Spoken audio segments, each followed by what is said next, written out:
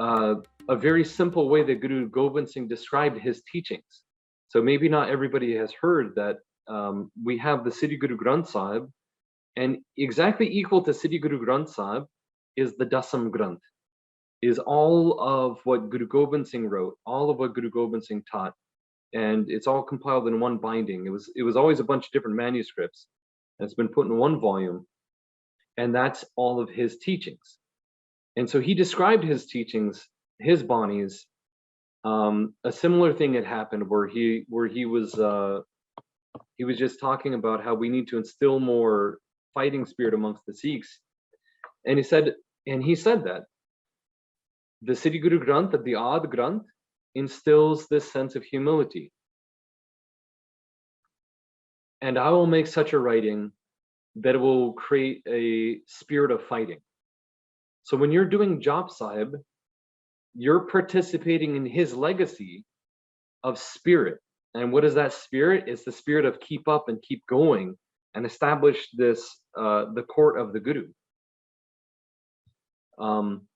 Many times it's written in the various Rehatnamas. Rehatnamas are the disciplines that are given to Sikhs by the Gurus, and they're usually written by people who are next to the Guru. So in the time of the 10th Guru, it was all about solidifying all this huge body of teachings that we have. And in order to contain all this massive spirit and energy and nectar that was overflowing in the community, there was lots of disciplines and rules that they started being instituted, because it was so much power, so much like light being emitted. It was just like you need as much power as you need as much discipline to contain it. So there's lots of things written about what we should do as Sikhs and what the Gurus were telling us to do. And one thing that pops up again and again and again is to do japa jap. So many people have written similar things. They say we should wake up in the Amrit Vela. Everybody will agree we should wake up in the Amrit Vela before the dawn. That's a very, of course, that's a central teaching of ours. And japa keeps being written again and again. And it refers to Japji Sahib and Jaap Sahib. So as I was saying before, that Japji is sufficient for liberation. It's the cornerstone. It's the foundation. If you're a Kundalini Yoga student, you do Japji. If you're a Buddhist, you also do Japji. Believe it or not, many Buddhists take it as a discipline to do Japji. Hindus do Japji. There's a very well-known Indian scholar and spiritual man named Rabindranath Tagore, and what he said, they had an interfaith council, and they said, we should have some kind of prayer, not a Buddhist prayer or a Christian prayer. We need a prayer that's like all religious prayers, all traditions. We need a universal prayer. And Tagore said, we already have that. Guru Nanak already created the entire humanity's prayer. That's called Japji. So Japji is the foundation for us. Japji is the beginning. It's the beginning and end. It's the cornerstone. And Jaap Sahib is also the cornerstone. We have two cornerstones. So if we do no other practices, Japji Sahib and Jaap Sahib, even one of the encouragements and one of the disciplines says to don't even eat food before you've done these two things. You should bathe and do Jap and Jaap. And if you can't do those, then very, very minimum, you should do the first 5 pauris of Japji and the first 5 pauris of Jaap Sahib. So they go together. We have to remember that the evolution of the Gurus took 200 years. And a 3HO, it's 50 years now. And we all know to do Japji Sahib, and the evolution is Jaap Sahib. These are hand in hand. We have 2 cornerstones, Japji Sahib and Jaap Sahib. That's the summary of what I wanted to say. I wanted to encapsulate it by saying that you can see, I just wanted to reiterate what I was saying before, that you can see this as teachings that we should follow them.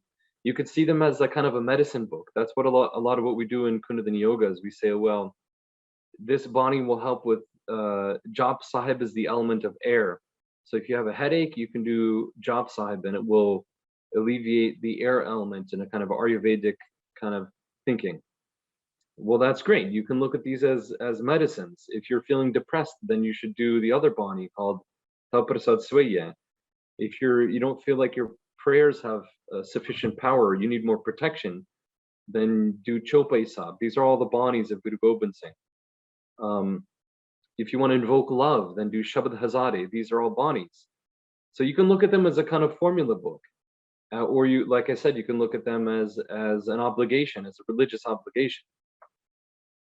I would encourage us all to look at this as we are lucky in this one short lifetime that we have, that we've even heard of these things called Jaap Sahib and Jaap Sahib. We are blessed. We are so lucky to even know that such things exist. So going through and learning alphabets and reciting these things, it seems like, this is pretty mundane stuff, but the significance of what we're participating in is species evolutionary level. It's the elevation of the planet level stuff. The more you do these things, you live by these teachings and you recite these words, think about the significance that Guru Gobind Singh, the most highly evolved being, the most highly evolved human to walk the earth, he gave this Jaap Sahib. He gave all the teachings from the Dasam Granth. And for some reason, he took it upon himself to recite it again every single day. It's like we can't even contemplate the significance of this. Why would he have to recite it every single day? It blows the mind. It's like they are so significant that even a perfected being, he's instilling it in himself and he's instilling it in the community. That's how profound and powerful and important these things are. These multi-dimensional teachings that you read the translation of the Gurbani 1 year of your life, 5 years later you read the same translation and you get a totally different meaning. There's a minimum of 7 different layers that every Bani has, and every translation and meaning you can give to it, there's always another layer that you'll later discover.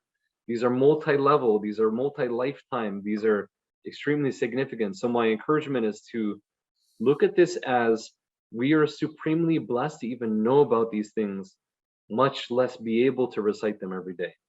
And again, we have 2 cornerstones. One is Japji Sahib and the other cornerstone is Jaap Sahib.